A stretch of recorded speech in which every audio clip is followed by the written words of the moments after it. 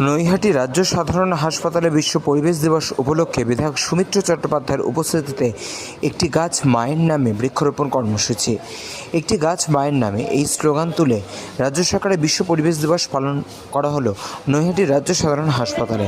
বৃক্ষরোপণ করলেন নৈহাটি বিধানসভা কেন্দ্রের বিধায়ক সুমিত্র চট্টোপাধ্যায়। তার সাথে উপস্থিত ছিলেন নৈহাটি হাসপাতালের super doctor Amit Dubey, BJP নেতা রূপক মিত্র সহ অন্যান্য নেতৃত্বরা।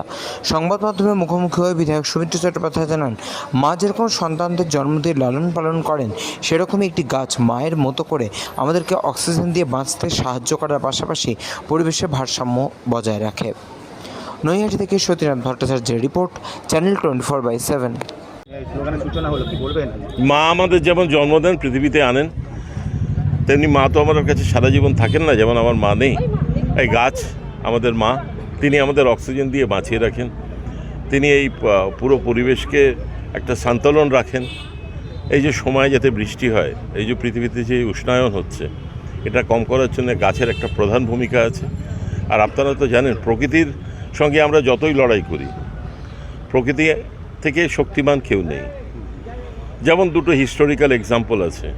প্রকৃতি কিন্তু হারিয়েছিল নেপোলিয়নকে আর হিটলারকে।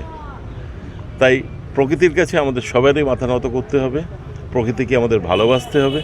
প্রকৃতি আমাদের জীবন দায়ী, তাই প্রকৃতিকে ভালোবেসে প্রকৃতির জন্য আমাদের যতটুকু করা সম্ভব, শুধু আমাদের জন্য নয়, আমাদের সামনের প্রজন্মের জন্য, প্রকৃতিকে জন্য আমাদের সব কিছুই করা প্রয়োজন। অনেক জায়গায় দেখাচ্ছি বেআইনিভাবে গাছ কাটা হচ্ছে, পরিবেশের ভারসাম্য নষ্ট হচ্ছে। কিভাবে দেখছেন? বেআইনিভাবে গাছ কাটা তো হচ্ছেই, সেগুলোর এগেনস্টে আমাদের এই পশ্চিমবাংলা সরকার আসার পরে, অর্থাৎ আমাদের পশ্চিমবাংলা মানুষের সরকার আসার পরে এটা তো বন্ধ করাই হবে। আর দ্বিতীয়ত, আজকে আমি আপনাদের সবার সামনে একটু বলে যাই, আমি কালকেই ইও সাহেব আছেন, কালকেই আমি আলোচনা করেছি।